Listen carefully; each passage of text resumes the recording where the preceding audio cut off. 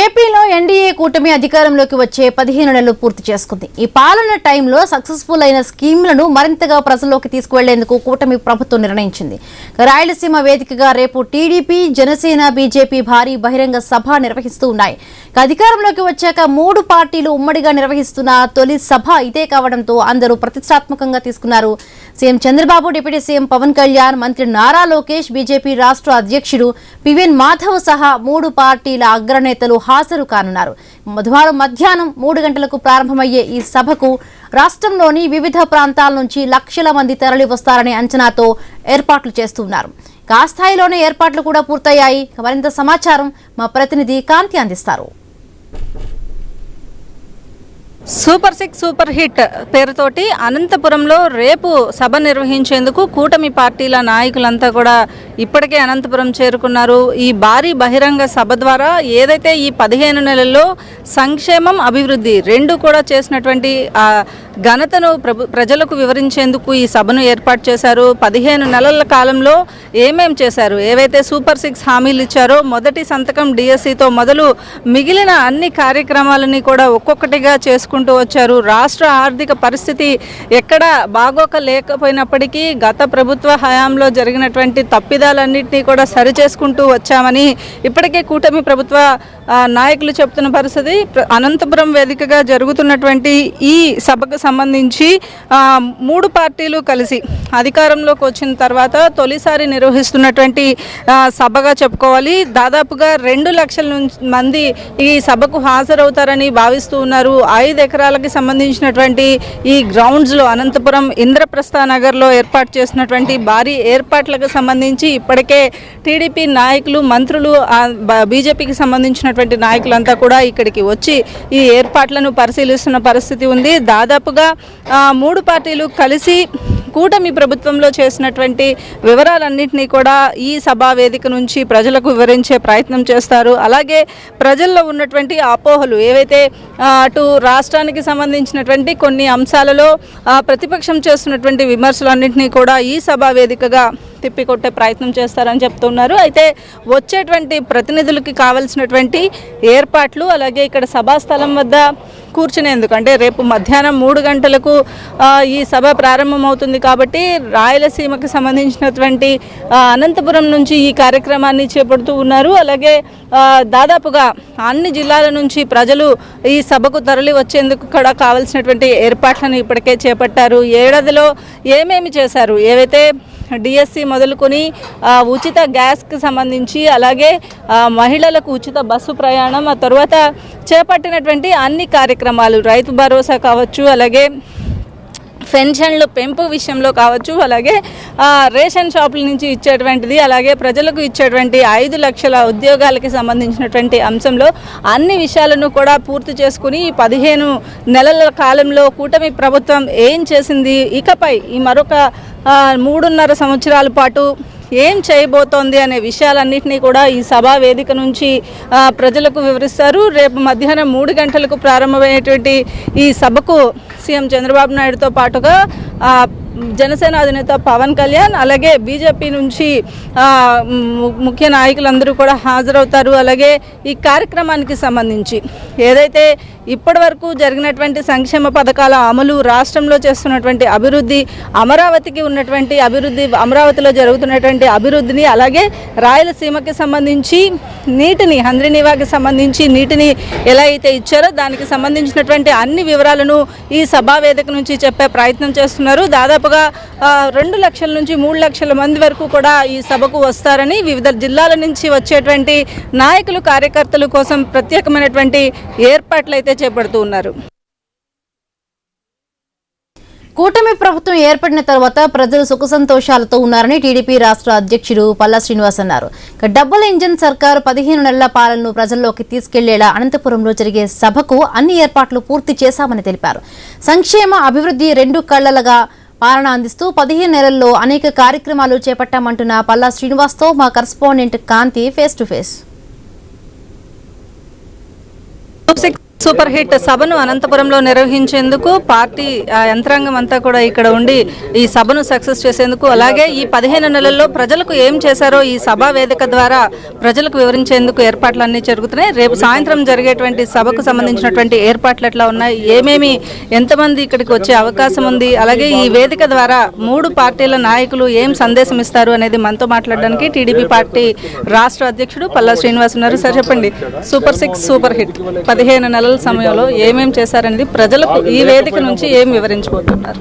మేము ఏదైతే ఎలక్షన్లో ఇచ్చినటువంటి ఎలక్షన్ మేనిఫెస్టోలో పెట్టినటువంటి హామీలు ఉన్నాయో ఆ హామీల్లో 90% మేము మొదటి 15 నెలల్లో పూర్తి చేసిన సందర్భంలో, అలాగే కేవలం ఒక సంక్షేమమే కాదు, అభివృద్ధి కూడా, మౌలిక వసతులు కూడా చాలా ముఖ్యం. దాంతోపాటు సంపద సృష్టి కూడా చాలా ముఖ్యమైన ఉద్దేశంతో, అంటే సంక్షేమాన్ని, అభివృద్ధిని, సంపద సృష్టిని ఇది కూటమి ప్రభుత్వంతో సాధ్యపడుతుందని చెప్పే విషయాన్ని, ఆ విషయాలన్నీ కూడా ఇక్కడ ఆవిష్కరించడానికి ఈ సభ పెట్టడం జరిగిందండి. ఇది అనంతపురం ఉమ్మడి అనంతపురం జిల్లాలో వేదిక 3 పార్టీ నాయకులు కూడా వాళ్ళ యొక్క అందరి సహాయ సహకారాలతో ఈ మీటింగ్ చేయబోతున్నాం. సుమారు ఇది 2 లక్షల పైచీలిక, అంటే 3 లక్షలు వస్తారనే ఏర్పాట్లు చేసామని, 3 లక్షల దాకా రావచ్చని ఇక్కడ చూసిన తర్వాత ప్రజలందరూ కూడా చాలా ఉత్సాహంగా ఉన్నారు, చాలా ఆనందంగా ఉన్నారు. అలాగే ఈ వేదిక ద్వారా మేము తెలియజేస్తాం, ఒక సంక్షేమం అన్న ఇందాకలా మీరు చూడండి, సూపర్ 6లో మేము ఇచ్చినటువంటి హామీలు మొదటి 15 నెలల్లో పూర్తి చేసినటువంటి ఘనత ఇప్పుడు కూటమి ప్రభుత్వానికి వస్తుంది. దీంతో పాటు గుంతలు లేనటువంటి రోడ్లు, మౌలిక వసతులు కావచ్చు, ఉద్యోగ అవకాశాలు కావచ్చు, పెట్టుబడులు తీసుకురావడం కానీ, సుపరిపాలనకి పెట్టుబడిదారులకు భరోసా కల్పించే విధంగా ఈ సభ జరగబోతుందని చెప్పి తెలియజేస్తున్నాను. 3 పార్టీల మధ్య సమన్వయం లేదు, కింద లో లెవెల్లో కార్యకర్తల నాయకులు కొట్టుకుంటున్నారు కాబట్టి అదంతా మభ్య పెట్టేందుకు ఈ సభ నిర్వహిస్తున్నారని ప్రతిపక్షం ఆరోపిస్తుంది. నిజంగా ఆ పరిస్థితి ఉందా? అంటే ప్రతిపక్షాల ఆరోపణలకి మనం ఖచ్చితంగా ఆరోపించడం వాళ్ళకు బాధ్యత, అది దాంట్లో మనం పెద్దగా చెప్పాల్సిన విషయం లేదు. కానీ రేపు వీటిలన్నిటికీ కూడా తెర దిగబోతుంది. రేపు చూసిన తర్వాత ఇక్కడ ఉన్నటువంటి ఏర్పాట్లు ఇది 3 పార్టీ నాయకులు కూడా చేసుకుంటుంది. అందుకే రేపు ముఖ్యమంత్రి గారు చంద్రబాబు నాయుడు గారు రాబోతున్నారు, మా భవిష్యత్ నాయకులు, యువ నాయకులు లోకేష్ గారు రాబోతున్నారు, అలాగే పవన్ కళ్యాణ్ గారు రాబోతున్నారు, బీజేపీ నుంచి రాష్ట్ర అధ్యక్షులు మాధవ్ గారు రాబోతున్నారు. ఇవన్నీ కూడా మాకు ఆ కూటమి ఎప్పుడు కూడా పదిలంగా ఉంది. వీళ్ళు విడదీయడానికి ప్రయత్నాలు చేస్తున్నారు, రాష్ట్ర ప్రయత్నాలు అన్నీ కూడా చేస్తున్నారు. కానీ కూటమికి వారి బాధ్యతలు తెలుసు, రాష్ట్ర భవిష్యత్తు కోసం ఏం చేయాలో కూడా తెలుసు. కనుక కలిసికట్టుగానే ముందుకెళ్తున్నారు. ఈ అపోహలకు అనేది కూడా రేపు తెరదివ్వబోతుందని కూడా తెలియజేస్తున్నాను. మొత్తంగా ఏదైతే కూటమి సక్సెస్ ను ఈ ప్రజలకు వివరించేందుకు ఈ సభా వేదిక ద్వారా ముందుకు వెళ్తున్నామని టీడీపీ రాష్ట్ర అధ్యక్షుడు పల్లా శ్రీనివాస్ చెప్తున్నారు. చంద్రబాబు నాయుడు నాయకత్వంలో అధికారంలోకి వచ్చిన కూటమి ప్రభుత్వం మాటలు తక్కువ, చేతలు ఎక్కువగా చేసి చూపించిందంటున్నారు ఆర్థిక శాఖ మంత్రి పయ్యావుల కేశవ్. కేవలం 15 నెలల్లో ప్రజల సంక్షేమానికి, రాష్ట్ర అభివృద్ధికి 1,00,000 కోట్లకు పైగా వ్యయం చేసిందంటే రాష్ట్ర ప్రగతి పట్ల కూటమి సర్కారుకు ఉన్న చిత్తశుద్ధికి నిదర్శనమన్నారు. సుపరిపాలన, పెట్టుబడులకు భరోసా అనే నినాదం ఎన్నో సత్ఫలితాలను సాధించిందని తెలిపారు. మళ్లీ నవ్యాంధ్రకు అంతర్జాతీయ స్థాయిలో ఒక బ్రాండ్ ఇమేజ్ వచ్చిందంటే అది చంద్రబాబు నాయుడు వల్లే సాధ్యమైందంటున్న పయ్యావుల కేశవ్తో మా correspondent Kanti face to face. Super 6 super hit కార్యక్రమాన్ని అనంతపురం వేదికగా నిర్వహించేందుకు ఏర్పాట్లు చేస్తున్నారు. కూటమి నాయకులంతా కూడా రేపు ఈ సభా వేదిక ద్వారా ఏమేమి హామీలు అమలు చేశారు, రాష్ట్ర పరిస్థితి ఎలా ఉన్నా కూడా, ఆర్థిక పరిస్థితి అస్తవ్యస్తంగా ఉన్నా కూడా సంక్షేమ పథకాలు, అభివృద్ధి 2 సమపాళ్లలో ఎలా చేస్తున్నారు అనేది ఈ సభా వేదిక నుంచి చెప్పబోతున్నారు. దీనికి సంబంధించి సభా ఏర్పాట్లకు సంబంధించి మంత్రి పయ్యావుల కేశవ్ ప్రస్తుతం మనతో ఉన్నారు. సార్ చెప్పండి, సూపర్ 6 సూపర్ హిట్ ఈ 15 నెలల్లో కూటమి ఏం చేసిందని ఈ సభని ఇక్కడ నుంచి చెప్పాలనుకుంటున్నారు. అలాగే ప్రతిపక్షాలకు కూడా ఒక ఇది ఇవ్వబోతున్నారు. ఏంటి అంటే చాలా వరకు చేయలేదు, ఇదంతా కూడా ఒక డ్రామా కోసం ప్రజలను మభ్య పెడుతున్నారు అని వారు అనేక రకాల ఆరోపణలు చేస్తారు. పెన్షన్ రాలేదని జగన్మోహన్ రెడ్డి గారు చెప్పగలరా? వాళ్ళ అనుచరుల జాబితాలు రిలీజ్ చేయాలా? తల్లికి వందనం రాలేదని జగన్మోహన్ రెడ్డి గారు చెప్పగలరా? వైసీపీ నేతల జాబితాలు రిలీజ్ చేయమా? లేకపోతే అన్నదాత సుఖీభావ రాలేదని జగన్మోహన్ రెడ్డి చెప్పగలరా? లేక వాళ్ళ జాబితాని రిలీజ్ చేయమా? గ్యాస్ సిలిండర్ ఇవ్వలేదని జగన్మోహన్ రెడ్డి గారు చెప్పగలరా? వాళ్ళ అనుచరుల జాబితాలు రిలీజ్ చేయమా? We are very clear. అందరినీవాకు నీళ్లు రాలేదని చెప్పగలరా జగన్మోహన్ రెడ్డి గారు? We welcome him. ప్రతిపక్ష నేతని నేను ఇన్వైట్ చేస్తున్నా ఈ వేదిక ద్వారా, రండి అందరినీవా కాలువ గట్టుకు పోదాం. బహుశా మీకు నచ్చకపోవచ్చు, జీర్ణించుకోలేకపోవచ్చు నీళ్ళని చూస్తే వచ్చే ఆనందం, పోనీ మా ఆనందంలో పాలు పంచుకోండి. ప్రజలు ఎంత సంతోషంగా ఉన్నారో చూడండి. మీకు ఆ నీళ్ల విలువ తెలుసా జగన్మోహన్ రెడ్డి గారు? రాయలసీమలో నువ్వు పుట్టానని చెప్పుకోవడమే తప్ప నువ్వు పెరిగిందంతా హైదరాబాద్లో, నీళ్ల విలువ నీకు తెలీదు. బహుశా రాజశేఖర రెడ్డి గారికి ఏదైనా కొంత తెలిసినటువంటిది చెప్పుంటాడేమో అనేటువంటి నమ్మకం ఉండేది. 5 ఏళ్లలో రాయలసీమలో నీటి పట్ల అవగాహన నీకు లేదు అనేటువంటిది స్పష్టంగా ప్రజలకు తేల్చి చెప్పావు. నువ్వు ఒక చుక్క నీళ్ళని అదనంగా ఇవ్వలేవు. ఏ రకంగా నువ్వు వచ్చి చెప్పుకోగలుగుతావు రాయలసీమకు నేను ఇది చేశానని? ఇవాళ గర్వంగా చెప్పగలుగుతున్నాం. చంద్రబాబు నాయుడు గారి పాలనలో 100 రోజుల్లో అందరినీవాని రెట్టింపు సామర్థ్యంతో జిల్లాకు తీసుకొచ్చాం. అది ఈరోజు కూటమి గొప్పతనం, మా కమిట్మెంట్. మేము గర్వపడుతూ ఉన్నాం. ఒకటే చెప్తా ఉన్నాం, ఈ జిల్లాకు కూలీలుగానే పనిచేస్తాం. We are committed to the cause. ఏ అవసరాలున్నా అవి తీర్చడానికే ప్రయత్నం చేస్తాం. ఆ దిశగా సాగుతున్నటువంటి ఈ సమావేశంలో రాయలసీమలో అనంతపురం జిల్లాలో జరిగేటువంటి ఈ సమావేశం ఓ అద్భుతమైనటువంటి చరిత్రగా మిగిలిపోతుంది. ఎటువంటి ఏర్పాట్లు ఉన్నాయి సార్? ఎంతమంది వస్తారని అంచనా? 3.5 లక్షలు దాటుతారనేటువంటి అంచనా ఉంది. అన్ని ఏర్పాట్లను కూడా చేయడం జరిగింది. Thank you. ఇది మొత్తంగా ఏదైతే ఈ సభకు సంబంధించినటువంటి ఏర్పాట్లన్నింటినీ కూడా చేపడుతున్నామని, దాదాపు 3 లక్షల వరకు కూడా ఈ సభకు హాజరయ్యే అవకాశం ఉందని మంత్రి పయ్యావుల కేశవ్ చెప్తున్నారు. అనంతపురం సభ రాజకీయ సమావేశం కాదని, ఇది రాష్ట్ర పునరుద్ధరణకు, అభివృద్ధికి, సుపరిపాలనకు సంకేతంగా నిలవనుందన్నారు మంత్రి సత్యకుమార్ యాదవ్. సాధారణంగా కూటమి ప్రభుత్వంలోని పార్టీల మధ్య సమన్వయం లోపించవచ్చని చాలా మంది భావిస్తూ ఉన్నారు. కానీ ఈ అనంతపురం సభ ద్వారా టీడీపీ, జనసేన, బీజేపీలు ఏకతాటిపై ఉన్నాయని చాటి చెప్పబోతున్నారని తెలిపారు. భవిష్యత్తులోనూ కలిసే ఉంటామనే రీతిలో ఓ బలమైన సంకేతానికి సూపర్ 6 సూపర్ హిట్ వేదిక సూచికగా నిలవనుందంటున్న మంత్రి సత్యకుమార్ యాదవ్తో మా correspondent Kanti face to face. Super hit super 6 సభను అనంతపురం వేదికగా జరిపేందుకు 3 పార్టీల నాయకులు సభ వేదికను సిద్ధం చేశారు. రేపు మధ్యాహ్నం 3 గంటలకు ప్రారంభమయ్యేటువంటి ఈ కార్యక్రమానికి అన్ని జిల్లాల నుంచి భారీగా కార్యకర్తలు కదిలి వచ్చేందుకు వారికి అన్ని ఏర్పాట్లు, అలాగే ఈ సభ వేదిక నుంచి ఏమేమి హామీలు ఇచ్చారు, ఏమి నెరవేర్చారు, అలాగే రాష్ట్ర పరిస్థితి ఏంటి అనేది కూటమి నాయకులు వివరించే ప్రయత్నం చేస్తారు. ప్రస్తుతం మనకి సత్యకుమార్ యాదవ్ మంత్రి, ఈ నియోజకవర్గానికి, ఈ జిల్లాకి చెందినటువంటి వ్యక్తి. సో ఆయన అడిగి, సార్ చెప్పండి, అనంతపురం వేదికగా జరుగుతున్నటువంటి ఈ సభ ఎంతవరకు సక్సెస్ చేయాలనుకుంటున్నారు? అలాగే సూపర్ 6 సూపర్ హిట్ ఏవైతే మీరు అమలు చేశారో, ప్రజలకు అందిస్తున్నారో, ప్రజల్లో ఉన్నటువంటి అపోహలు ఈ సభ ద్వారా తొలగించే ప్రయత్నం ఏమైనా చేస్తున్నారు? ప్రజలు ఎటువంటి అపోహలు లేవు. నిజంగా ప్రజలు కోరుకుంటూనే సభ జరుగుతూ ఉంది. ప్రజలు ఏంటంటే ఇటువంటి సానుకూల వాతావరణం ఉంది. మేము ఇటువంటి ఈ ఆర్థిక వ్యవస్థని వారసత్వం తీసుకొని దివాలా తీసిన దాన్ని ఇటువంటి హామీలు నెరవేరుతాయని మేము అనుకోలేదు. కానీ ఇచ్చిన ప్రతి హామీని కూడా 1 సంవత్సర కాలంలోనే పూర్తి చేశారు. మా ఆకాంక్షలు, ఆశలకి మించి, అంచనాలకు మించి ప్రభుత్వం పర్ఫార్మెన్స్ చూపిస్తూ ఉంది.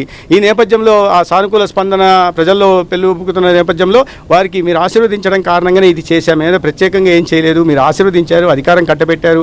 అధికారంలో రావడం వల్లనే పరిస్థితులను చక్కబెట్టి ఇవాళ కేంద్ర రాష్ట్ర ప్రభుత్వాలు ప్రజలకు ఇంత పెద్ద ఎత్తున అభివృద్ధి చేపడుతూనే సంక్షేమాన్ని కూడా అందిస్తున్నాయి, ఇచ్చిన హామీలు నెరవేరుస్తున్నాయి అని చెప్పే క్రమంలో భాగంగా మీరు ఆశీర్వదించారు కాబట్టి మీ రుణం మేము తీర్చుకుంటున్నాం అని చెప్పడం కోసం ఈ సభ నిర్వహించడం జరుగుతోంది. అయితే గతంలో కూడా ప్రభుత్వ పరంగా అనేక సభలు జరిగాయి. అన్ని విషయాల్లో మేము చెప్పడం జరిగింది. అది స్వర్ణాంధ్ర విజన్ డాక్యుమెంట్ తయారు చేసినప్పుడు కానీ, లేదా P4 కార్యక్రమం కానీ, ఇతరత్ర అనేక కార్యక్రమాలు కూడా 3 పార్టీలు కలిసి చేస్తున్నాం. అయితే ఎన్డీఏ ప్రత్యేకంగా చేయాలి అని అనంతపురం ఎన్నుకొని, అనంతపురం ఎన్నుకోవడానికి కారణం ఉంది. అనంతపురం ఇటువైపు, రాష్ట్రానికి ఇటువైపు ఉన్న ప్రాంతం నుంచి గతంలో రాయలసీమను విభజించి, కోస్తాంధ్రను విభజించి, ఉత్తరాంధ్రను విభజించి, అన్నిటి మధ్య కులాల మధ్య చిచ్చు పెట్టి, ప్రాంతాల మధ్య వైషమ్యాలు పెంచి రాజకీయ లబ్ధి పొంది రాష్ట్రాన్ని విడగొట్టే ప్రయత్నం చేశారు. అట్లా కాకుండా మేము రాష్ట్రమంతా ఒకటే అని చెప్పి అభివృద్ధి వికేంద్రీకరణ, నిజమైన అభివృద్ధికరణ చేసుకుంటూ, విశాఖపట్నంని ఒక ఐటీ హబ్గా చేసుకుంటూ, రాయలసీమ జిల్లాలని ఒక సోలార్ హబ్గా, పిఎస్పీ హబ్గా, పవర్ జనరేషన్ హబ్గా తయారు చేసుకుంటూ, అదేవిధంగా డిఫెన్స్ మ్యానుఫ్యాక్చరింగ్ యూనిట్లుగా చేసుకుంటూ, ఎలక్ట్రానిక్ మ్యానుఫ్యాక్చర్ క్లస్టర్లుగా తయారు చేసుకుంటూ ఈ రాష్ట్రాన్ని అభివృద్ధి చేస్తున్నాం. అదేవిధంగా సెంట్రల్లో కోస్తాంధ్రలో అమరావతి ప్రాంతాన్ని అభివృద్ధి చేసుకుంటూ అనేక రకాలైన జాతీయ, అంతర్జాతీయ, ప్రతిష్టాత్మక సంస్థలను కూడా తీసుకొచ్చి ఇవాళ రాష్ట్రంలో 10 లక్షల కోట్లకు పైగా పెట్టుబడులు పెట్టి 5 లక్షల నుంచి 7 లక్షల మంది దాకా ఉద్యోగ ఉపాధి అవకాశాలు కలిగించాం. ఇక్కడ ప్రధానంగా తీసుకోవడం ఏంటంటే అనంతపురం గత దశాబ్దాలుగా ఈడ సాగునీటి ప్రాజెక్టుల మీద చిన్న చూపు చూపించారు, సవతి ప్రేమ చూపించారు. ఏ రాయలసీమ ప్రాంతంలో గతంలో రాజశేఖర రెడ్డి గారు కానీ, లేకపోతే జగన్మోహన్ రెడ్డి గారు కానీ చూడలేదు. చంద్రబాబు నాయుడు గారు ఆనాడు అందరినీమో ప్రారంభించారు. దాని తర్వాత అధికారం పోవడము, తర్వాత ప్రాజెక్టు ముందుకు కదలకపోవడం, వాళ్ళ రికార్డు స్థాయిలో 100 రోజుల్లోనే ఆధునీకరణ చేసి క్యారింగ్ కెపాసిటీని పెంచి, క్యారింగ్ కెపాసిటీని పెంచేసి దాన్ని ఇవాళ 44,000 క్యూసెక్ల కెపాసిటీ పెంచి లైనింగ్ పూర్తి చేసి దానిలో ప్రతి చెరువుకి లేదా ఛానల్ ద్వారా నీళ్ళు అందిస్తూ, రిజర్వాయర్లను నింపుకుంటూ సాగునీరు అందించి ఈ కరువు కాటకాలతో పీడింపబడుతున్న రాయలసీమ ప్రాంతాన్ని, ముఖ్యంగా అనంతపురాన్ని ఇవాళ సస్యశ్యామలం చేసే దిశగా ప్రయత్నాలు చేశాం. కాబట్టి ఇక్కడి నుంచి సందేశం ఇవ్వదలుచుకున్నాం. చెప్పిన హామీలు నెరవేర్చాం, చెప్పని హామీలు కూడా నెరవేరుస్తున్నాం. కాబట్టి మేము ప్రజలకి నివేదిక ఇవ్వబోతున్నాం. ఇదో ఇప్పటిదాకా ఇది చేశాం, ఈ పరిస్థితులు అధిగమించి ఇవి చేశాం, రాబోయే రోజుల్లో ఇవి చేయబోతున్నాం అనే చెప్పడానికి సభను నిర్వహించాం. ప్రజల ముందు పెడతాం, తెలియాల్సింది ప్రజలకి. ఎందుకంటే ప్రజలు ఇవాళ ప్రతిపక్షం బాధ్యతారాహిత్యంగా ఉంటూ అసత్య ప్రచారాలు చేస్తున్న నేపథ్యంలో ప్రజలు విశ్వసించట్లే. కానీ చెప్పాల్సిన బాధ్యత అధికార పార్టీగా, రాజకీయ పార్టీగా ఉంటుంది. కాబట్టి ఎన్డీఏ కూటమి కలిసి ఈ రకంగా ఎప్పుడు కూల్గా ఉండే సత్యకుమార్ యాదవ్, తన పని తను చేసుకెళ్ళిపోయే సత్యకుమార్ యాదవ్ ఏదైతే ఈ ప్రైవేట్ మెడికల్ కాలేజెస్ ఇష్యూ మీద సవాల్ విసిరారు వైసీపీకి. మీరు సవాల్ విసిరిన తర్వాత వైసీపీ నాయకులు ఆ ప్రైవేట్ కాలేజెస్లో విషయం మాట్లాడడం లేదు. ఎలా చూడాలి? నిజంగా ప్రైవేట్ కాలేజెస్ని, ఏవైతే మెడికల్ కాలేజెస్ని ప్రైవేట్ పరం చేస్తానికి కూటమి ప్రభుత్వం ప్రయత్నాలు చేస్తోందా? నేను కూల్గా ఉంటాను, కూల్గా ఉండాలి. కూల్గా ఉండడం ఒక రాజకీయ కార్యకర్త బాధ్యత కూడా, సంస్కారవంతమైన రాజకీయ కార్యకర్త బాధ్యత. మేము ఇది కోల్పోవడానికి కారణం, కోల్పోయి కూడా తప్పులేం మాట్లాడలేదు. కోల్పోవడానికి కారణం ఇటువంటి సవాల్ విసరడానికి కారణం ఏంటంటే అసత్య ప్రచారాలు చేయడం తప్పు. ఒక ప్రతిపక్షంగా మిమ్మల్ని ప్రజలు అక్కడ కూర్చోబెట్టారు. కాబట్టి మీరు బాధ్యతలు తీసుకొని ఆత్మపరిశీలన చేసుకోండి, సరిదిద్దుకునే ప్రయత్నం చేయాలి. చేయకపోగా రైతాంగాన్ని తప్పుదోవ పట్టిస్తున్నారు, ఇక్కడ వైద్య విద్యార్థులను తప్పుదోవ పట్టిస్తున్నారు, లేదా ఇతర కులాల మధ్య చిచ్చు పెట్టి ప్రభుత్వం చేస్తున్నారు. గతంలో మీరు కుట్రలు కుతంత్రాలతోనే ఇక్కడ దాకా వచ్చారు.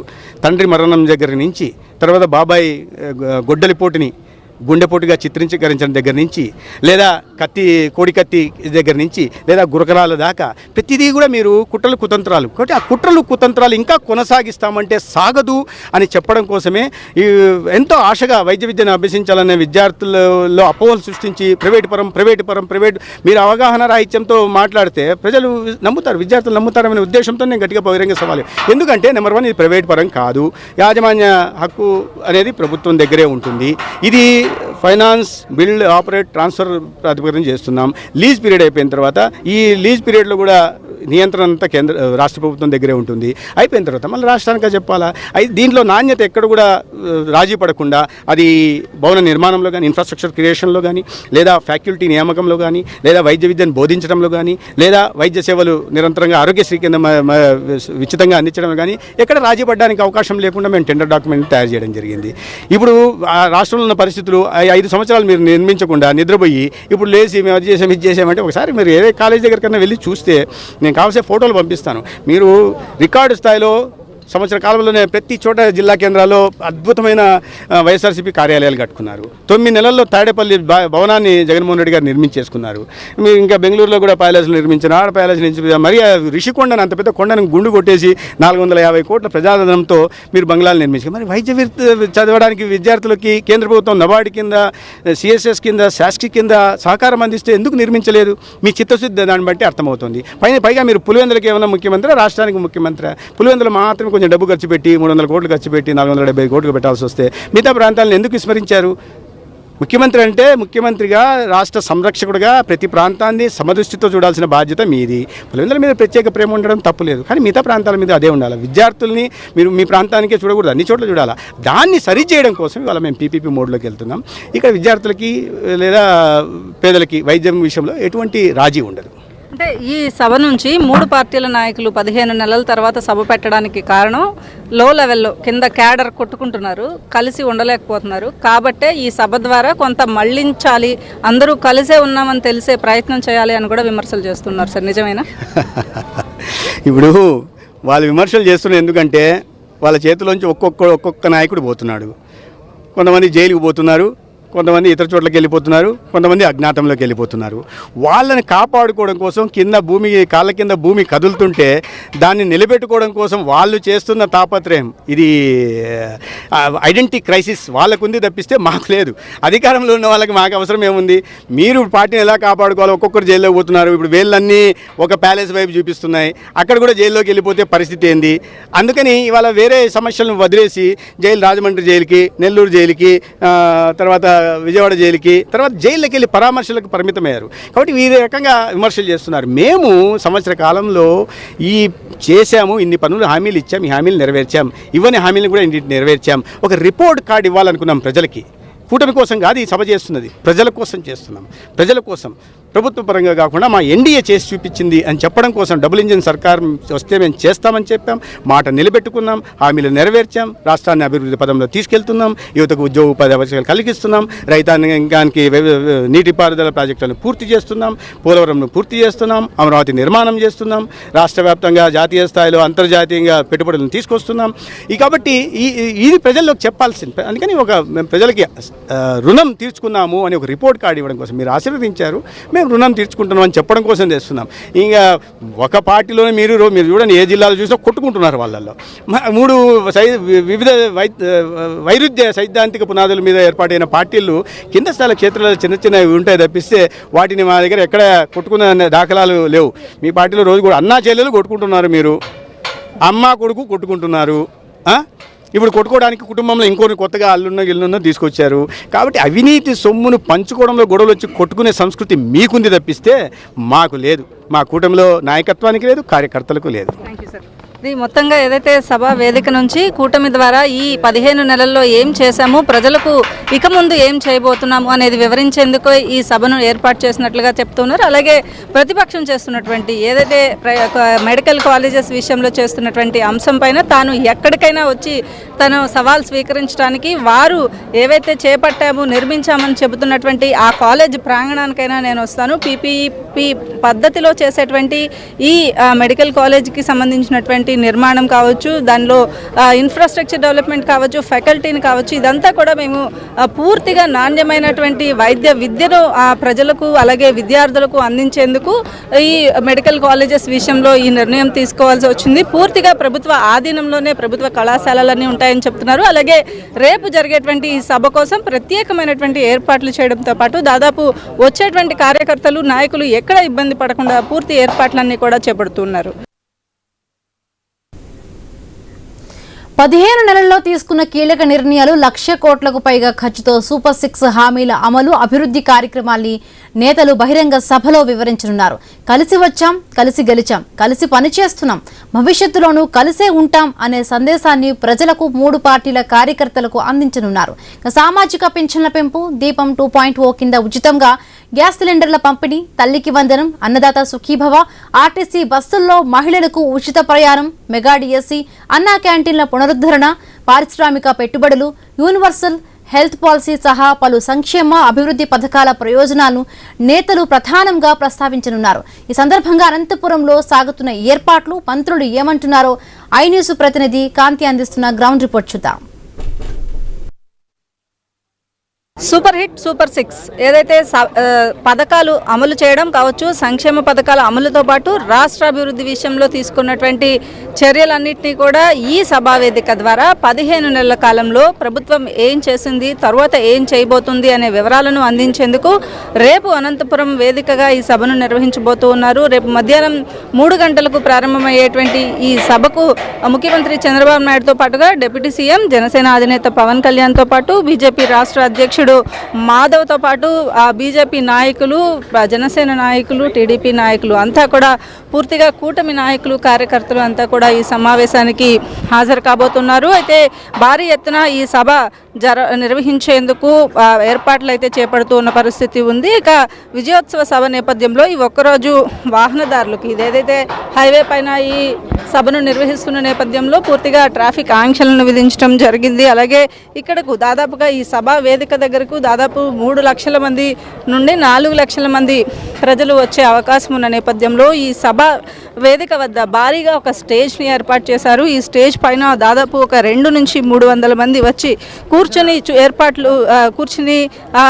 ఈ సభకు సంబంధించినటువంటి దిశానిర్దేశం చేసేలాగా ఏర్పాట్లన్నీ చేపట్టడం జరిగింది. అలాగే 3,500 బస్సుల ద్వారా ఇక్కడికి వచ్చేటువంటి సభను చూసేందుకు వచ్చేటువంటి నాయకుల కోసం ప్రత్యేకమైనటువంటి బస్సులను కూడా ఏర్పాటు చేశారు. అలాగే మధ్యాహ్నం 3 గంటలకు సభ జరుగుతున్న నేపథ్యంలో ఇక్కడ వచ్చేవారికి తాగడానికి మంచినీళ్ళు, మజ్జిగ లాంటి ఏర్పాట్లన్నీ చేయడంతో పాటుగా ఎక్కడైనా వర్షం పడినా కూడా ఇబ్బంది పడకుండా ఉండేలాగా ఏర్పాట్లు చేస్తున్నారు. అలాగే సభా ప్రాంగణం అంతా కూడా ఎవరైతే వెనకాల కూర్చున్న వారికి కూడా సభ స్టేజ్ మీద ఏం జరుగుతుంది తెలిసేలాగా ఎల్ఈడి స్క్రీన్స్ని కూడా ఏర్పాటు చేస్తూ ఉన్నారు. దాదాపు 5 ఎకరాలు విస్తీర్ణంలో జరుగుతున్నటువంటి ఈ సభకు కావాల్సినటువంటి ఏర్పాట్లన్నీ కూడా ఇప్పటికే సిద్ధమయ్యాయి.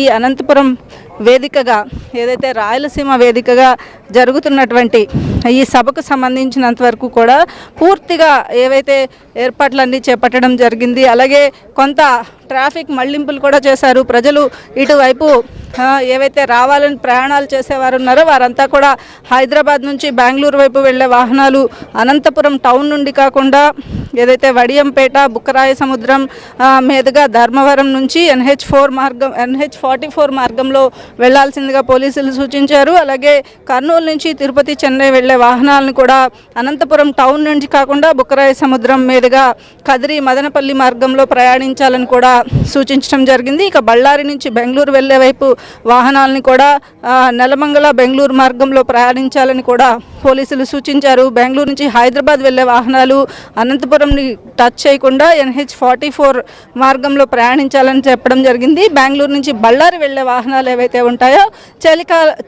చెల్లికేర మార్గంలో ప్రయాణించాలని కూడా జిల్లా ఎస్పీ ఒక ప్రకటనను విడుదల చేయడం జరిగింది. ఇక పూర్తిగా సభకు కావాల్సినటువంటి ఏర్పాట్లన్నింటినీ కూడా ఇప్పటికే అధికారులంతా చేపడుతున్న పరిస్థితి ఉంది. మొత్తంగా రాష్ట్ర వ్యాప్తంగా ఉన్నటువంటి నాయకులు, కార్యకర్తలు అంతా కూడా ప్రత్యేకంగా ఈ సభకు రాష్ట్ర వ్యాప్తంగా ఉన్నటువంటి కార్యకర్తలంతా కూడా వచ్చే అవకాశం ఉంది. ఈ నేపథ్యంలో అనంతపురం వైపు ఆంధ్రప్రదేశ్ నుంచి ఉన్నటువంటి దారులలో ఉన్నటువంటి అన్నీ కూడా బస్సులలో ప్రయాణించి రైలుల మార్గం ద్వారా కూడా ఈ కూటమి సభ ఏవైతే నిర్వహించేటువంటి సూపర్ 6 సూపర్ హిట్ సభకు రావడానికి సంసిద్ధంగా ఉన్నారు. ఇక అనంతపురం నుంచి ఎప్పటికప్పుడు అప్డేట్స్ని అందించడానికి ఐన్యూస్ నుంచి నేను మీకు సభా వేదిక నుంచి ఎల్లప్పుడూ సిద్ధంగా ఉంటాను.